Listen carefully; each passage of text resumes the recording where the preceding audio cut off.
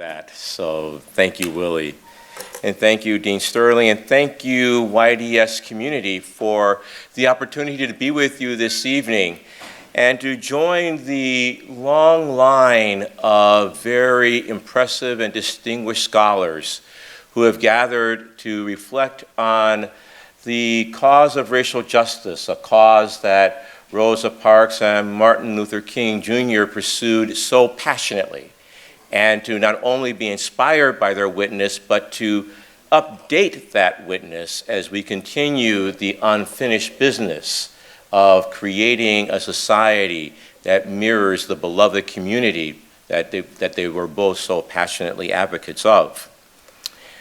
In my remarks, and I also want to thank you for the New Haven weather. This is the first time I'm in New Haven, the first time at Yale, and you got a nice snowstorm for me to make me feel at home. I'm a Milwaukeean at heart, so this is no problem for me. In tonight's presentation, I want to offer an intervention and a witness. It's a twofold kind of contribution I like to make. I'd like to make an intervention in the field of Christian ethics, and I want to call attention to a lacuna in Christian ethics that compromises its ability to attend effectively to the cause of racial justice. I'm looking at the phenomenon of ignorance and how Christian ethics has dealt with ignorance or not dealt with it. And secondly, I would like to offer a reflection on theological vocation.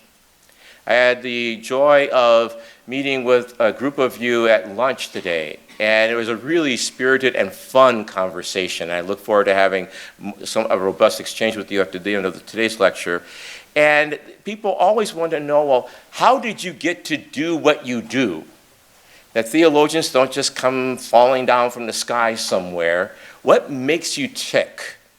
And I want to reflect upon theological vocation, especially since we're here in a divinity school, and my cultural informants of Yale YDS, that is, people who were here who are now studying at Fordham, gave me a little bit of background on the ethos and said, you're not like that other divinity school in New England, that you actually have faith here. Or at least that's what I was told. So we'll find out. And we're going to have an expansive definition of faith. So we'll see what happens. So we'll reflect on theological vocation.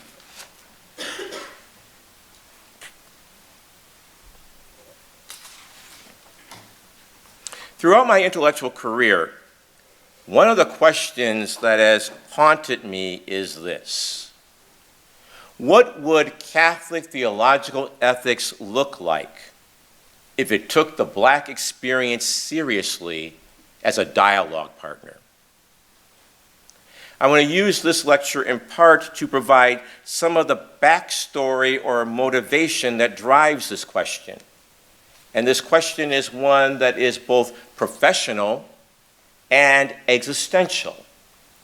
Because if my Catholic faith has no relevance to issues that affect me every day, both overtly and covertly, then, as Paul says, we are wasting our time.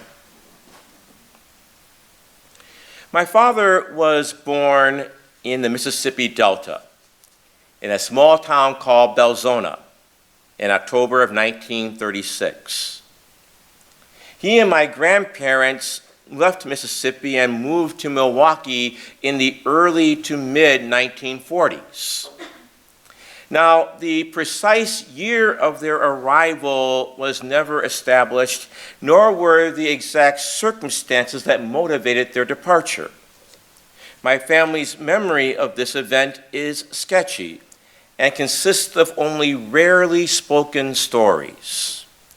Stories of how they left in the middle of the night, drove through the night without stopping until they came to Milwaukee, and they never returned. I often wondered about what would make them leave in such haste, and what could have happened that they never talked about why they left and never wanted to return. Yet the backstory of their departure was never shared. And by unspoken agreement, my siblings and I learned that we were not to ask. It wasn't until much later, when studying the history of the South at that time, that I began to suspect that their departure was perhaps racially motivated. I discovered that Belzoni, the heart of the Delta, was also known as Bloody Belzoni. Local whites there were known to instill a climate of fear and violence. In 1955, a Black Baptist minister, George Washington Lee, was murdered in Belzoni for having registered to vote and seeking to register other Black citizens. He is considered by some to be the first unacclaimed martyr of the civil rights movement.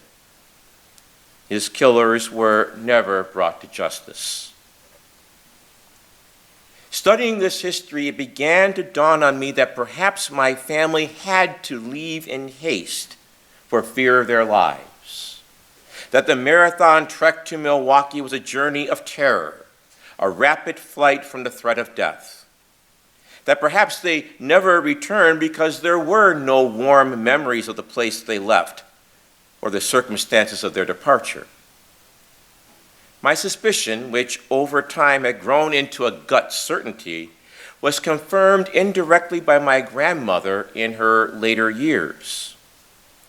Her mind was debilitated by the scourge of Alzheimer's. Her short-term memory was virtually non-existent. I would visit her in the nursing home, and she'd tell me, "I have a grandbaby who's a priest." And I said, "I know, Granny Daisy, it's me." She says, "Oh, you is?" I said, "Yes, it's me, Granny Daisy." She couldn't remember things that happened, things of yesterday, but things that happened 40, 50, 60 years ago, she could remember as if it were yesterday.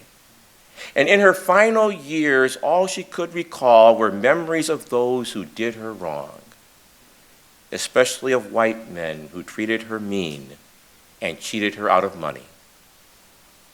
"Terrible days," she would say over and over. "Terrible days."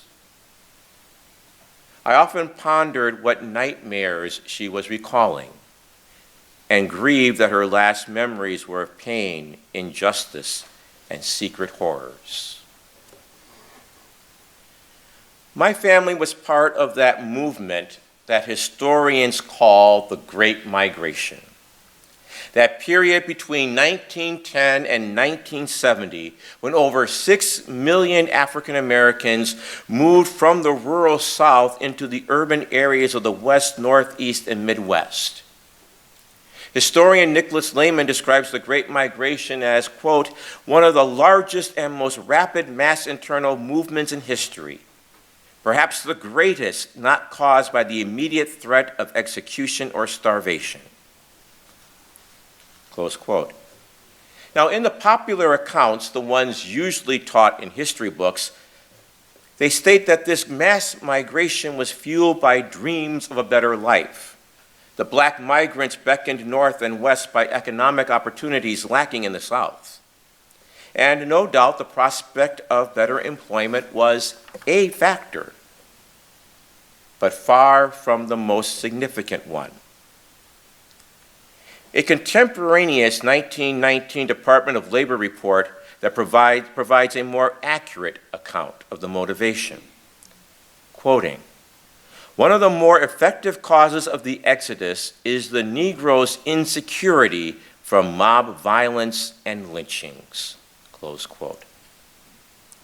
Other studies confirm that racist mob violence was an important social force driving blacks from certain areas of the South.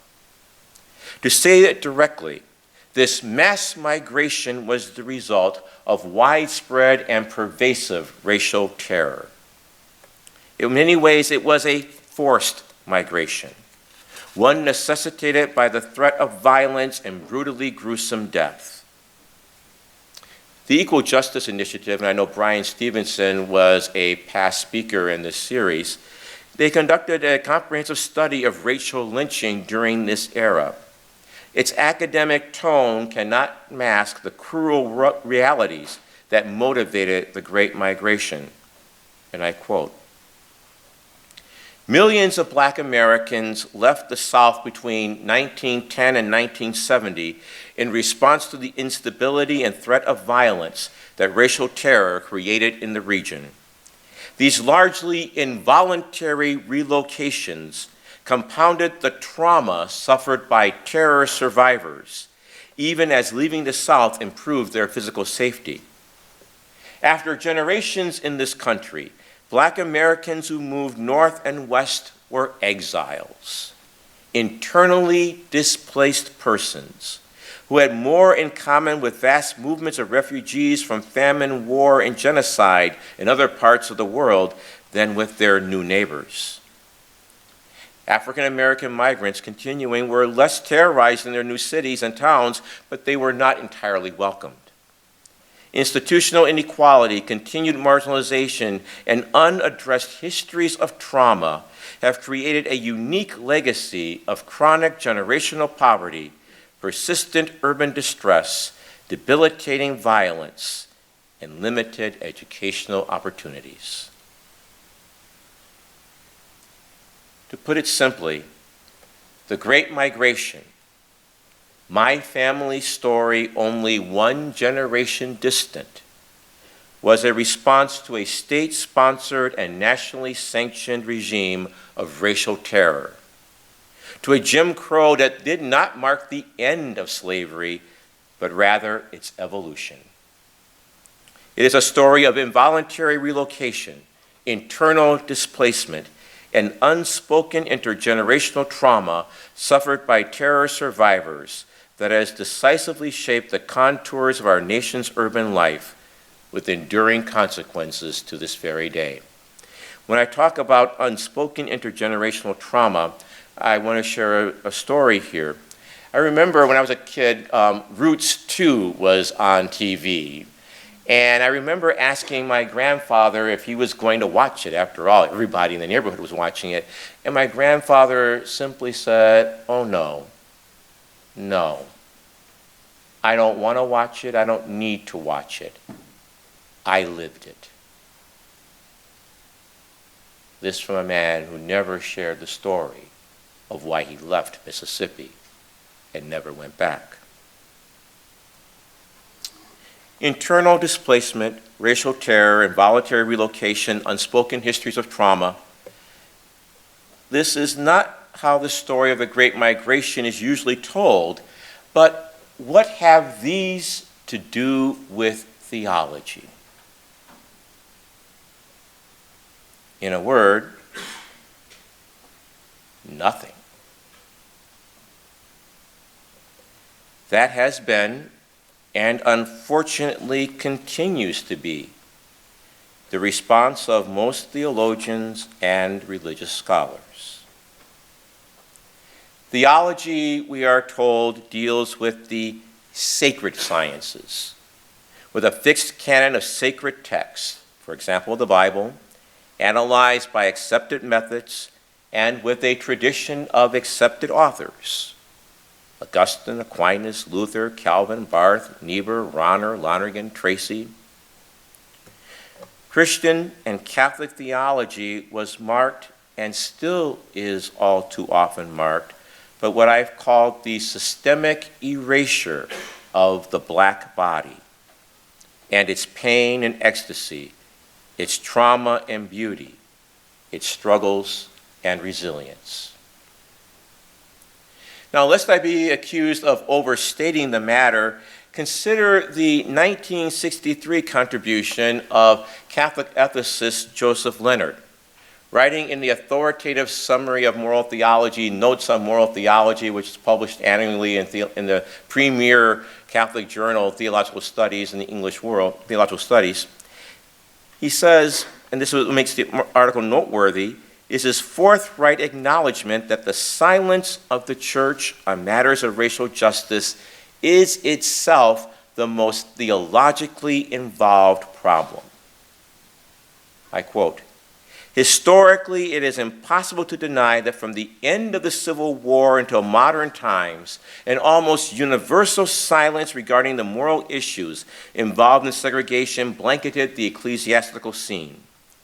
the American hierarchy and theologians remained mute, and this at a time when enforced segregation was growing and extending more and more into all areas of life, close quote.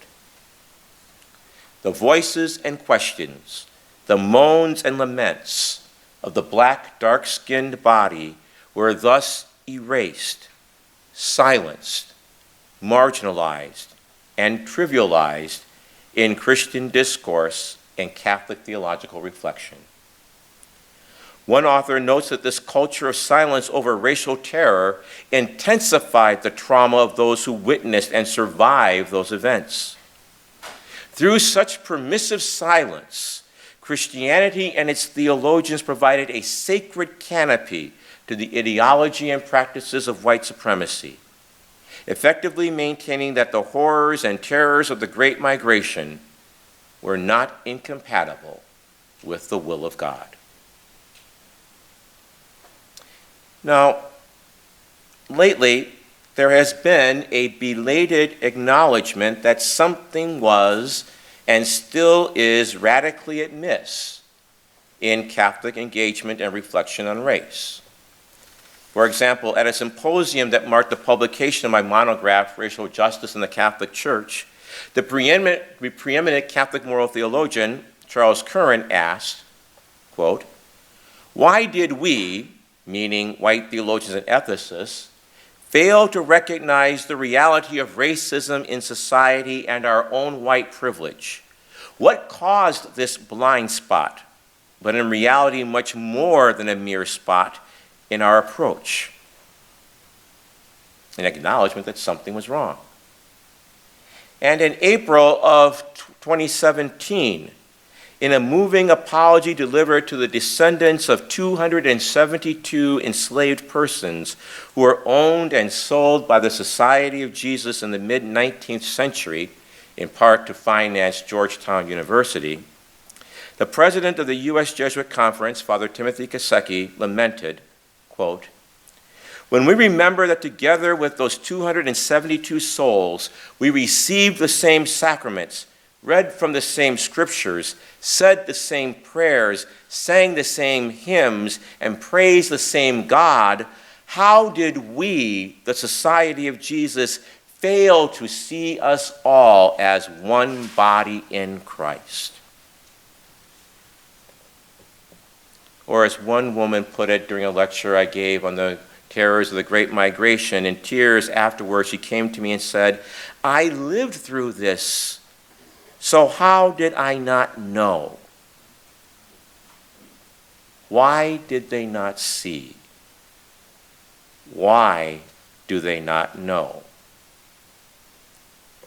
Such systemic collective insensitivity and awareness is indeed the most theologically involved problem at the core of Christianity's sad collusion with white supremacy in the United States. How could so many apparently well-intentioned and well-educated people be unaware of the racial terrors that unfolded and still unfold around them? How could they be unaware of their own cooperation and complicity in their society's evil? Enter James Baldwin, himself a son of the Great Migration. As he says in many of his works, he says, but for a few minutes he would have been born in the South. Baldwin gives us a powerful clue. In his masterful reflection on U.S. race relations, The Fire Next Time, he delivers a searing indictment of the nation. He writes, "This is the crime of which I accuse my country and my countrymen, and for which neither I nor time nor history will ever forgive them, that they have destroyed and are destroying hundreds of thousands of lives, and they do not know it and do not want to know it."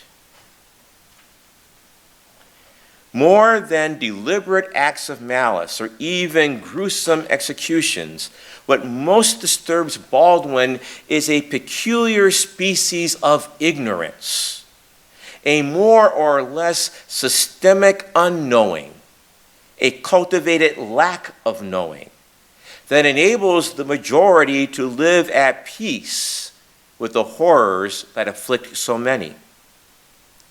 Baldwin's indictment avows that societies are defined not only by what they know, but perhaps even more tellingly, by what they ignore. Now, as is often the case with Baldwin, he packs a lot into a very short space. He surfaces the reality that racism, white supremacy, is an epistemic phenomenon. That is, an inherent part of the apparatus of social oppression is that it distorts human knowing. That's central to the maintenance of a racially unjust society is the white majority's ignorance of the harms they perpetrate and that are perpetrated on their behalf against persons of color. This is, as Baldwin describes, a self-motivated and self-interested ignorance, one maintained for the sake of a facade of racial ignorance.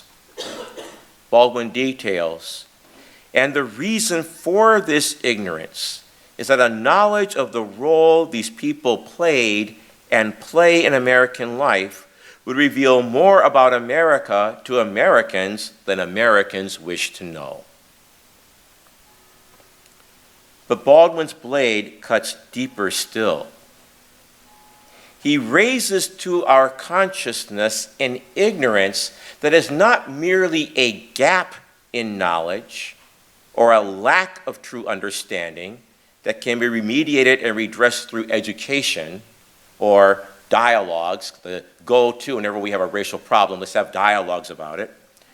Rather, Baldwin speaks of an ignorance that is a not wanting to know, a collective ignorance that is active and dynamic, a communal not knowing that resists enlightenment, a race-based unawareness that is militant and aggressive. In the words of the Afro-Caribbean political philosopher Charles Mills, this is an ignorance that is not confined to the illiterate and the uneducated, but is propagated at the highest levels of the land. Indeed, an ignorance that presents itself unblushingly as knowledge. This is an ignorance that is not merely a lack of knowledge, but the active presentation of itself as real and true. Now, Charles Mills has developed the most extensive analysis of this form of race-based cognition or knowing. He describes what he calls a racialized epistemology of ignorance. He posits that this ignorance includes both the absence of true beliefs about people of color and the presence of false beliefs, both working together to support a delusion of white racial superiority that can afflict white and non-white people alike. Thus, racial ignorance comprises not merely gaps in knowledge, but the active maintenance of false beliefs. Note the terms that Mills uses to describe this ignorance, which is really a form of knowing. These are phrases from his works. Cognitive dysfunctions, collective amnesia, manufactured ignorance, cultivated ignorance, group-based cognitive handicap,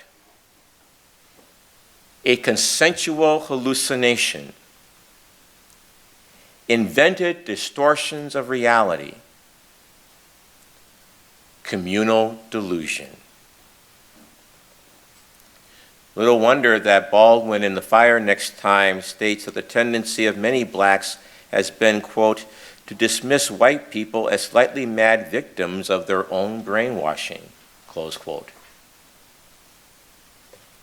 In short, the claim advanced by Mills in support of Baldwin's observations is that central to being white is the development of characteristic and pervasive patterns of not seeing and not knowing, structured white ignorance, motivated inattention, self-deception, historical amnesia, and moral rationalization. That is to say, quoting him, a particular cognitive orientation to the world, an a prioristic inclination to get certain kinds of things wrong. Now, at this point, when I'm in a classroom, I can read the room, I can say, ooh, there seems to be some discomfort in the room. So let's hasten to assure that when we're talking about white people, we're not talking about all white people. But don't put yourself too automatically in the righteous. Also, if I were preaching, I would say, if you can't say amen, say ouch. Also, this kind of cognitive hallucination, some of you have been in a black church, good, doesn't affect only white folks, as this is instilled through the socialization and the organs and the media and education of our society. This kind of racial ignorance can affect all who are subject to socialization in a white supremacist culture. They have destroyed and are destroying hundreds of thousands of lives, and they do not know it and do not want to know it. Let's make this kind of ignorance concrete by describing 3 effects or impacts or ways that such white racial ignorance supports racial injustice. First, and perhaps most fundamental, such distorted forms of knowing profoundly and adversely affect one's moral psychology. Blurred moral vision distorts what is considered reasonable and moral. Mills argues that white ignorance entails not only not knowing facts with moral implications, but also incorrect judgments about the rights and wrongs of moral situations themselves. Acts that would be judged as atrocities if perpetrated upon whites become acceptable, reasonable, permissible, and even mandatory if suffered by non-whites. The classic articulation of such cognitively impaired morality was given in the infamous Dred Scott Supreme Court decision, where the justices famously declared that blacks, quote, were a subordinate and inferior class of beings, so far inferior that they had no rights which the white man was bound to respect, close quote. Continuing, quote, this opinion was fixed and universal in the civilized portion of the white race. It was an axiom in morals as well as in politics, which no one thought of disputing or supposed as open to dispute, close quote. This explains why the members of the Society of Jesus could sell their enslaved property with impunity, because although they sang the same hymns and received the same sacraments, civilized people could not have regarded them as human beings. One can point to several current examples of this. The racial profiling of young black men and women, the advocacy of unconstitutional practices of stop and frisk by then presidential candidate Donald Trump, the summons up for a Muslim travel ban, and the paltry response to the devastation of Puerto Rico compared to the response given to that same hurricane when it hit the mainland. The point being that flaws in moral cognition, that is, the ways we come to know what is true and good, lead to ethical blind spots, where conditions that would be intolerable if suffered by whites are permissible, reasonable, and moral if undergone by non-whites. A second consequence of this cognitive impairment we're calling ignorance is an affective callousness or numbness to the plight of non-white peoples. As Jesse Jackson opined at the height of the devastation of Hurricane Katrina and its televised scenes of misery impacting mostly black and brown bodies, he said, quote, "America has an amazing tolerance for black pain," unquote. Social science calls this social alexithymia, which sociologist Joe Fegan explains as, quote, "being essential to being an oppressor in a racist society is a significantly reduced ability or even inability to understand or relate to the emotions such as recurring pain of those targeted by oppression. Not knowing and not wanting to know shield one from the unpleasant emotions that would challenge the white pretense to innocence and moral uprightness. It also blunts compassion and fuels social callousness toward persons of color. Finally, Mills believes that the real heart of white ignorance today lies in what he calls, quote, "the refusal to recognize how the legacy of the past, as well as ongoing practices in the present, continue to handicap people of color," close quote. I agree that this is one of the most visible and common ways that white cognitive distortion and collective delusion manifests itself. One sees this evidence in beliefs of conservative commentators such as Ben Shapiro, who declare that systemic racism was a problem 50 years ago, but is no longer. And thus, if people of color, and women, by the way, can't make it, it's their own damn fault. Or, in the words of one of my students when I lamented that one can go through higher education in America and never meaningfully encounter the historical contributions of African Americans, he, naively and very innocently opined, "But I'm sure that if black people had done anything significant in history, our teachers would have taught me that." That was in 2016. I want you to know that this is not just stuff I just made up, okay? People sometimes look at me like that, "Oh, it can't be as bad as you say it is." Well, it's worse. Yet note that the widespread acceptance of an ideology of personal responsibility, namely the mentality that it's their or your own damn fault, is abetted by a pervasive ignorance of the real history of racial injustice in our country. African-American religious scholar Eddie Glau Jr. states that a willful blindness to our history allows so many to absurdly believe that black social misery is the result of hundreds of thousands of unrelated bad individual decisions by black people across our country. A 2016 United Nations investigation of this nation's racial practices provides confirmation of this ignorance. This study noted that most Americans have not been and are not being taught the true history of the country's complicity with what it called, quote, "the crimes against humanity," unquote, that were perpetrated upon communities of color, especially African Americans. Indeed, this is one of their findings. In particular, the legacy of colonial history, enslavement, racial subordination and segregation, racial terrorism, and racial inequality in the United States remains a serious challenge, as there has been as yet no real commitment to reparations and to truth and reconciliation for people of African descent. Note how this report relates that ignorance of our past compromises our ability to cope with present-day racial injustices, which are the enduring manifestations of an unacknowledged and actively avoided past.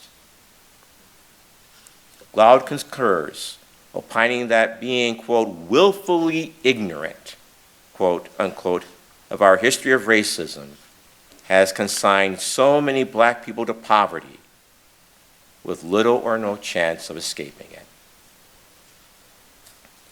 So why didn't they know? Why didn't ethicists see? Why was and is my family's story considered not fit for theology?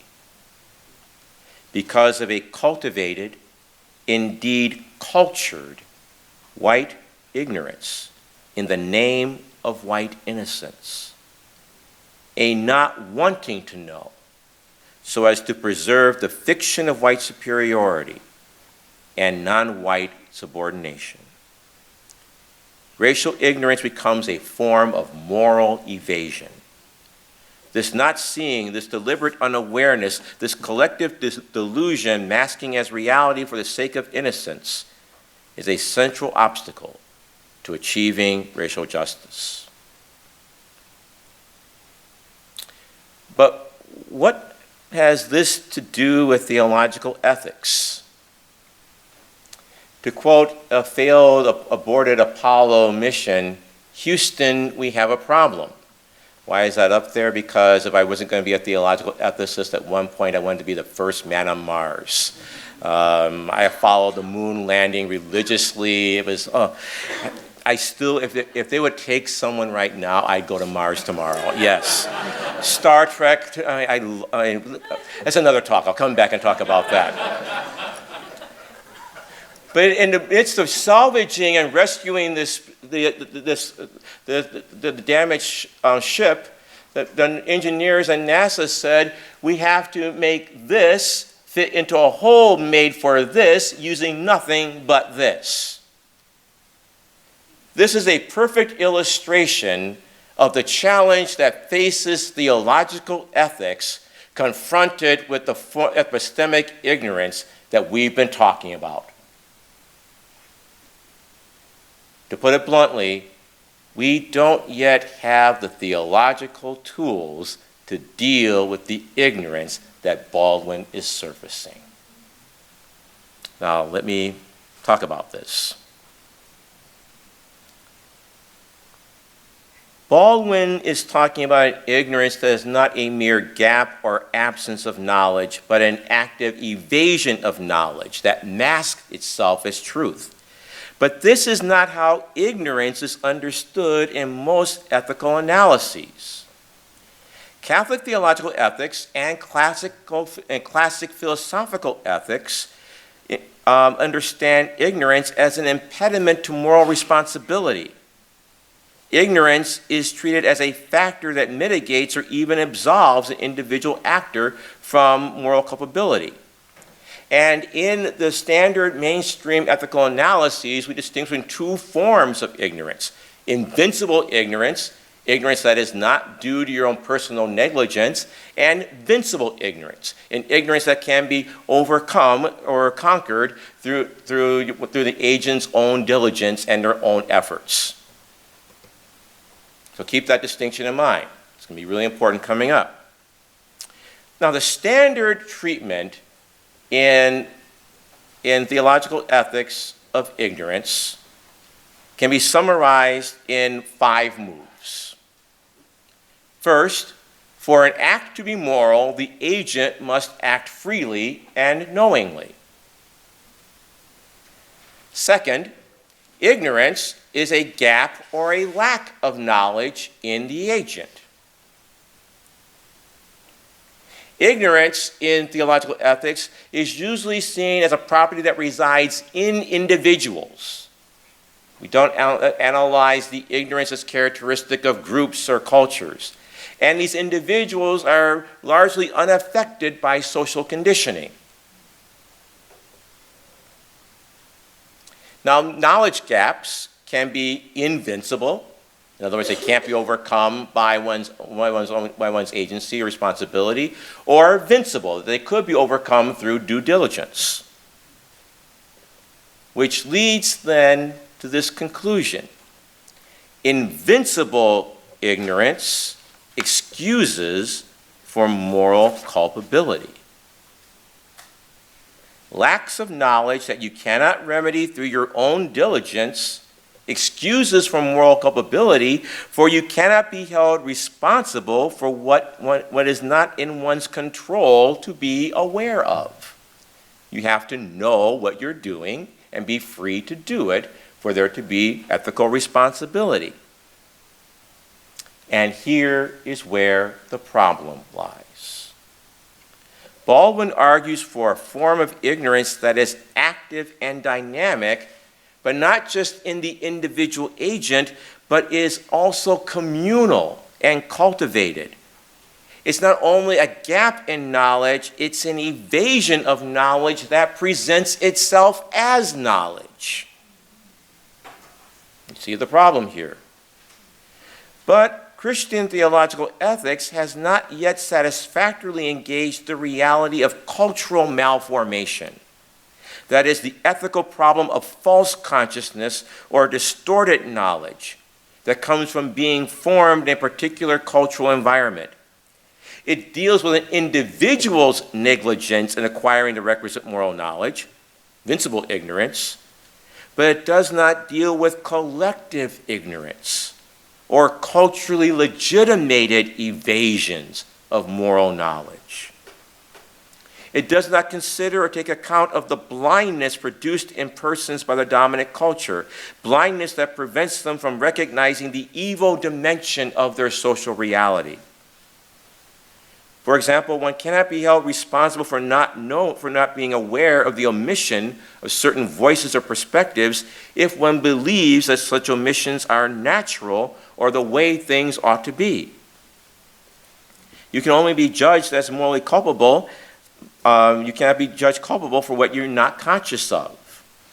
But so much harm is done unconsciously by a community of persons and by a communal refusal of awareness.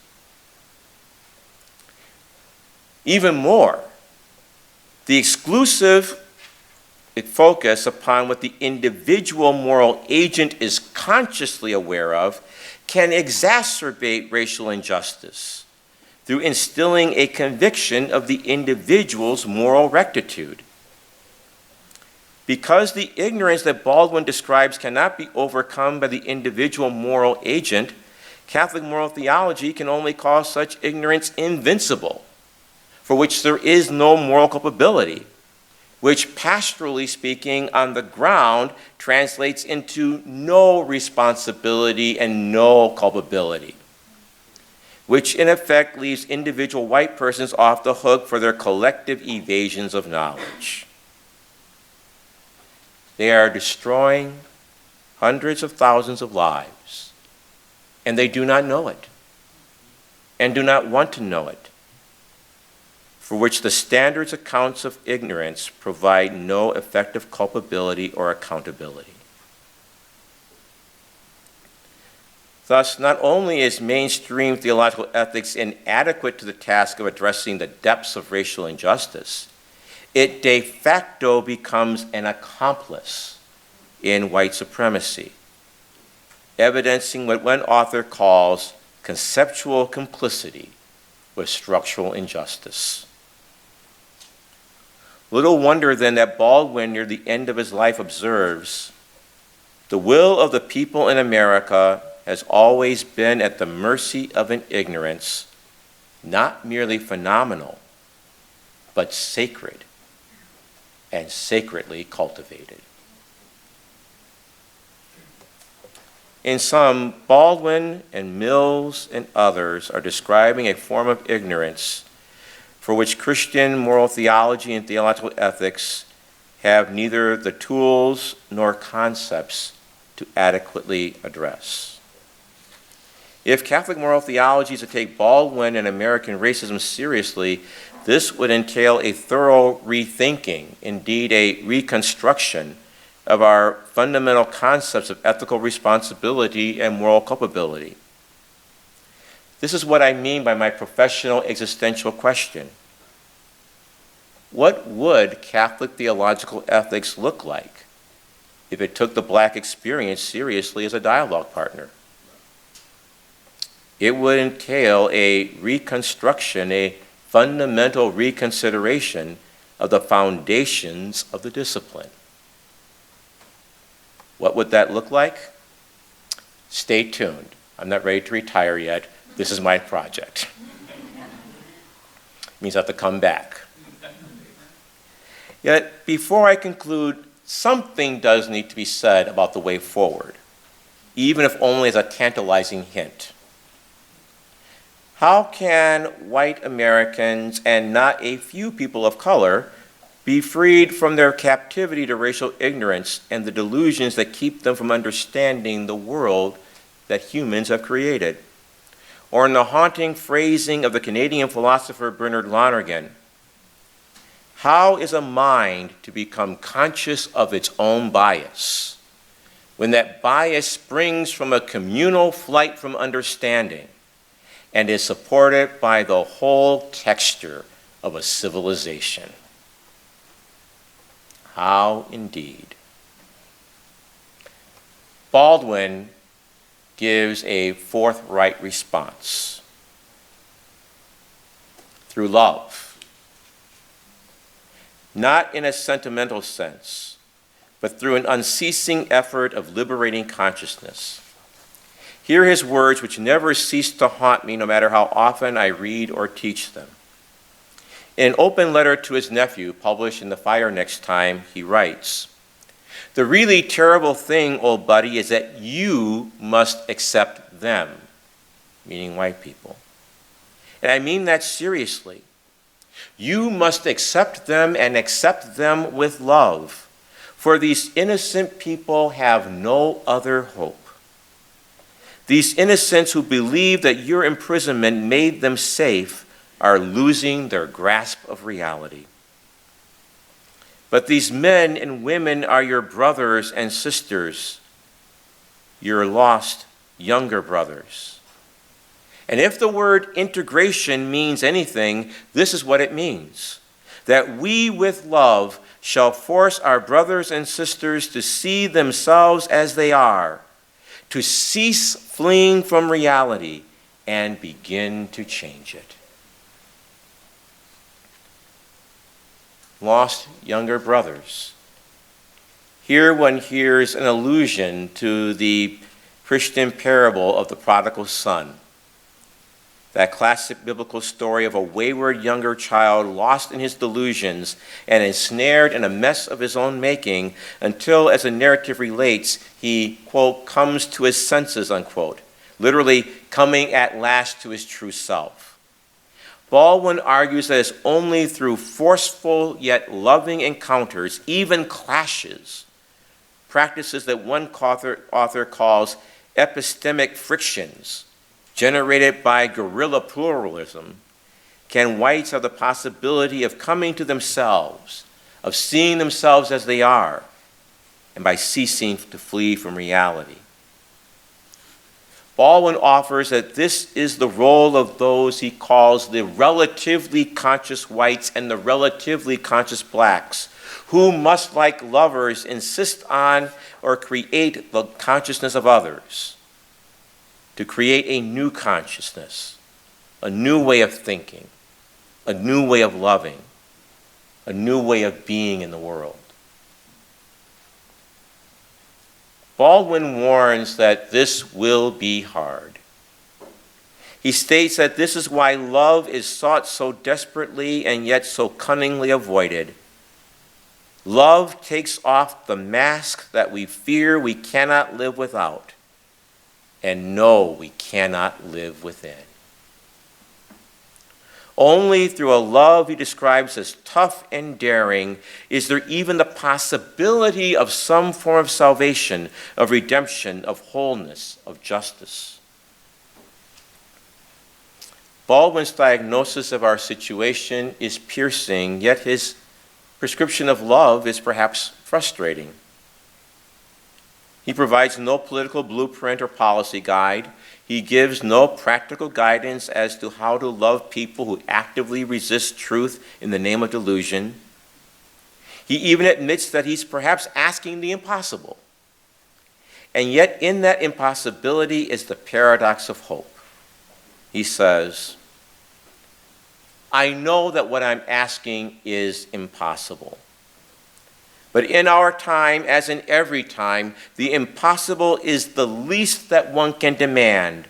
And one is, after all, emboldened by the spectacle of human history in general, and American Negro history in particular, for it testifies to nothing less than the perpetual achievement of the impossible.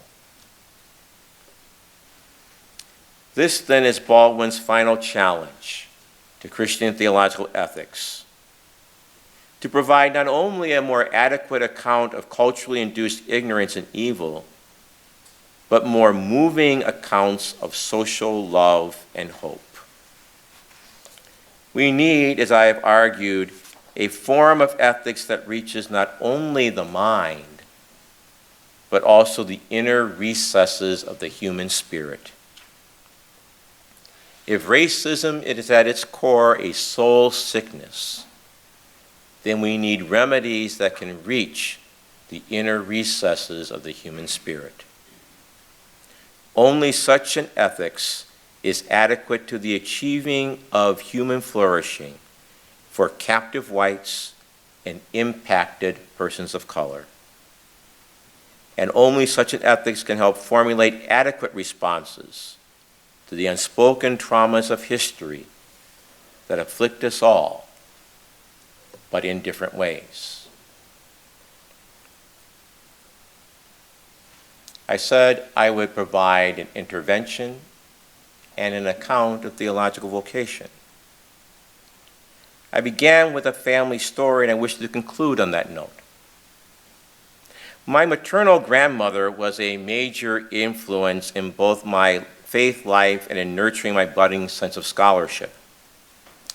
She gave me 3 significant gifts, each symbolized by a gift she presented at my various graduations. When I graduated from 8th grade, she presented me a dictionary.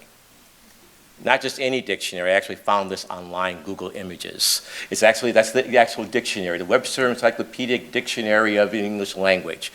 Gold leaf, thick, oh my God, it was amazing. And the people in the neighborhood, I grew up in Milwaukee's inner city, said, why are you giving a 14-year-old boy a book he can hardly lift? And my grandmother said, well, he's smart, he's going to need this someday. I still have it at home to this day.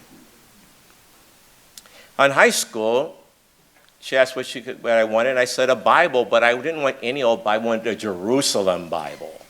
Why? Because it had footnotes in it. And, huge footnotes. And my grandmother was one of those people, even though she herself never finished high school, she always appreciated learning. She respected all of her ministers, but she only really respected the intelligent ones. I remember once when her youngest son, my Uncle Billy, died, and she approached me and wanted me to do the funeral. And I said, well, I'd be happy to, Grandma, but he wasn't Catholic, and I'm a Catholic priest. Don't you want your minister to do it? And he said, oh, I love my minister. He's a good man, but he's a fool. And I said, now you know your uncle didn't always live right by the church. And my minister, I have him burning in hell within 5 minutes of that homily. And I am not going to have it. Now, you went to school and you know how to fix these things, so you do that.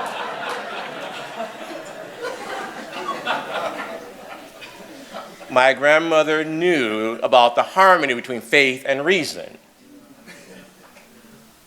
When I graduated from college, I was the first person in my extended family to ever attend and graduate. And my grandmother took special pride and delight in the occasion. At that time, she was already retired on a fixed income and couldn't afford to get me a material gift, but the gift she gave was precious beyond measure. After the ceremony, she took my degree folder in her hands and she looked at it with great pride and she said, This sure is something. And then she looked at me and she asked, now who are you going to help with it? Who are you going to use it for? Who are you going to help with it? Who are you going to use it for? Those questions have guided and haunted my life ever since. Recently, we marked the passing of a theological giant, James Cone. My grandmother didn't know anything about liberation theology. Even though I gave her a copy of my dissertation, she never read it, but she was proud of it. But she reminds me of something that Cone reminds us of, and that is that the measure of our calling cannot rest in the acclaim of the academy, the achievement of tenure, the holding of an endowed chair, or any of the typical or usual ways of measuring success in our guild. Success as a theologian must include, above all else, the qualities of constant fidelity to a call in the midst of persistent difficulties, humble service to a people spurned and despised, a willingness to speak unpopular, uncomfortable, yet necessary truths, and a commitment to the life of the mind for the sake of social and ecclesial transformation. Each of us is called to do this in our own way and in our own fashion. But without this understanding of our theological vocation, then theology becomes merely a self-serving career and an unworthy witness to the crucified and risen one, whose message it is our privilege to study, share, and to speak.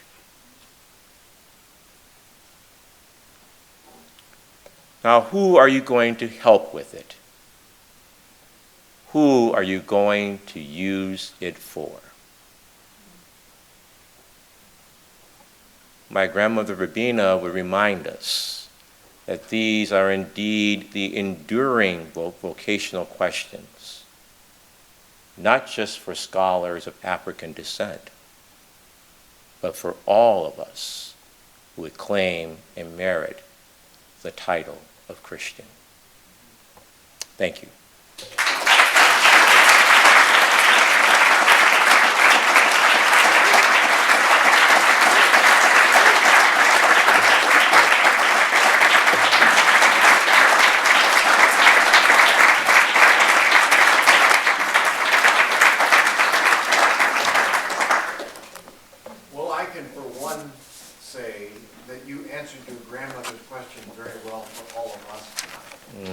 Thank you. And I think the applause signifies that. We want to have a few minutes for questions, and then we have a reception prepared so you can continue the conversation at the reception. But we would like to open the floor to questions. I would ask you to please identify yourself just by your name and tell us if you're a master's student, PhD student, or faculty. And make sure that you pose your question in a sentence that we could diagram if necessary.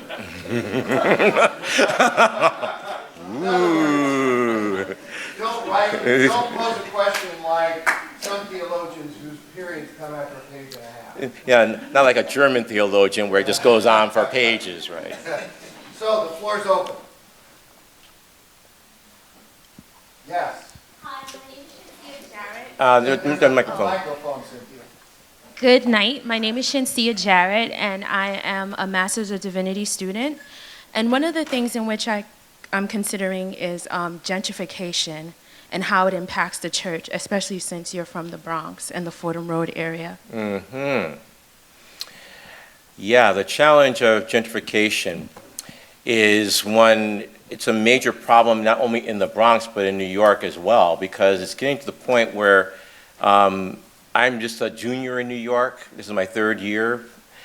But I'm already discovering that soon New York is going to be a place where only the very rich and the very poor can live. And the very poor live in very substandard housing, as the ongoing housing crisis is showing us. And so to say what they're doing is living is being a very generous description. Also, what's interesting to me is that people can live side by side one another and still be in cocoons of ignorance. And so physical proximity is not necessarily a remedy for the racial kind of ignorance that we're talking about. And one of the things that's especially incumbent at Fordham that I noticed is that this is the first time in my academic career when I'm teaching in a gated community. Because Fordham, at least in the Bronx community, is surrounded by a gate and there are only certain access points and you have to show security in order to get onto the campus. And that there are many people who send their students there precisely for that reason. As you may know that some undergraduates in work-study programs, they give campus tours as, to prospective students and their families. And a student of mine came to me in tears once and said that she had a very disturbing encounter where one of the parents asked her during her tour, what is the university doing to ensure that the neighborhood doesn't come onto the campus? So gentrification is a problem, and one of the reasons why it's a problem is because we have the perfect storm of racial inequality meeting market economic inequality. And the question that gentrification raises, the broader question that it raises is this: can one have a sustainable political democracy in the face of market and severe economic inequality?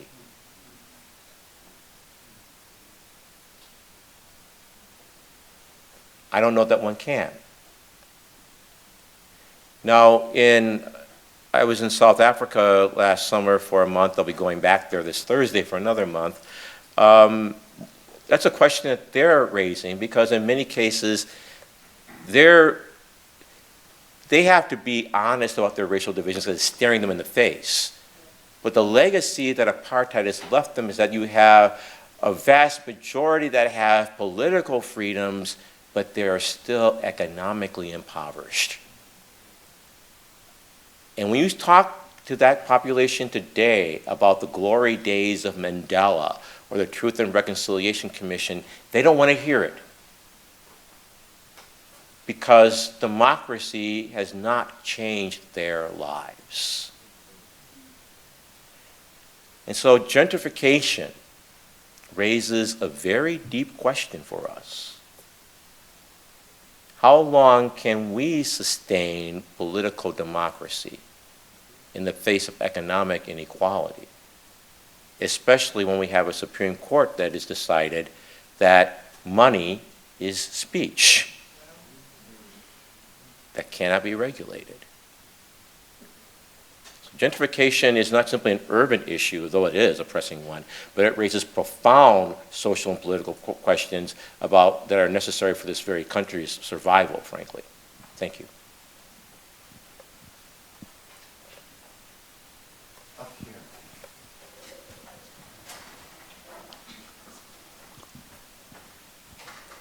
Hi, my name is Kathy. I'm a PhD student here in ethics. So how do we think about a solution that involves love if we're talking about systemic change, right?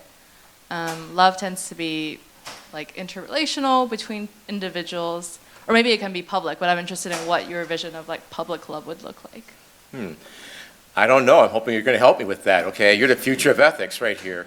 No, seriously. I do think, for example, I can think of those who, I forget who says, Cornel West, who says that justice is the public face of love, or justice is what love sounds like when spoken in public. I believe that's true. But I think that Baldwin is trying to get at something, and that's why it tantalizes me. It frustrates me because I do think that Christian love tends to be more interpersonal. But I also think that there is such a thing that you can have a love for one's people. Cone speaks of that. But when he says a love for one's people, doesn't mean it in an exclusive sense, that he's only going to be concerned about black people. I think we need to do that. I think part of the problem we have is that we've inherited theological ethics, which has been far more interested in the interpersonal. We're now only beginning to talk about, for example, social and structural forms of sin. But even these don't go deep enough. And so I'm trying to talk about culturally legitimated forms of evil, but we don't even have the satisfactory language by which to even talk about that. So in other words, we need to engage in a collective project of rethinking, reconstituting, reconstructing our ethics, especially as we're wrestling with these deeply ingrained, as we come to deeper understandings of social evil. We now have to come up with equally profound notions of social grace and social love. But this is the cutting edge of ethical imagination. We're only now beginning to have these interventions showing us where our gaps are. Now that we're becoming aware of the gaps, and this is only scratching the surface of it, the next step is, what do we do with this? Let me take your question another way. In the Roman Catholic tradition, we have the discipline of the sacrament of penance and reconciliation. That does not help us to deal with this, because you can only confess what you're consciously aware of. That's right. I mean, you have to go, and if you're not aware of it, then you can't confess it. We don't even have a mechanism for dealing with communal failures. And the one form in which we had that could kind of sort of get at that has been prescribed to us, because the fear is that an emphasis on the communal would compromise individual responsibility. It seems to me that the Jewish community has at least some kind of a mechanism for that. When, for example, Yom Kippur is not simply a celebration of individual reconciliation, but the fact that the community has fallen short and the community needs to return to a deeper fidelity to the divine and to the sacred. I think what we need to do is cultivate that kind of imagination. And we're up against we're swimming against some pretty powerful cultural currents. Not only the individualism in American society, but the individualism in too many forms of piety. If I have someone come up to me again and ask me, I know you're Catholic, but are you saved? Have you accepted Jesus as your personal Lord and Savior? And I want to say, I wouldn't want to be interested in someone that was only wanted me to accept him as a personal Lord and Savior. Then it was like, oh my God, you're really a heretic. And I said, well, just pray for me anyway then. But I think that's the problem, is that not only is our understandings of love too impoverished, our understandings of faith are too impoverished as well. But thank you for the question. It's the work I look forward to having you help me with.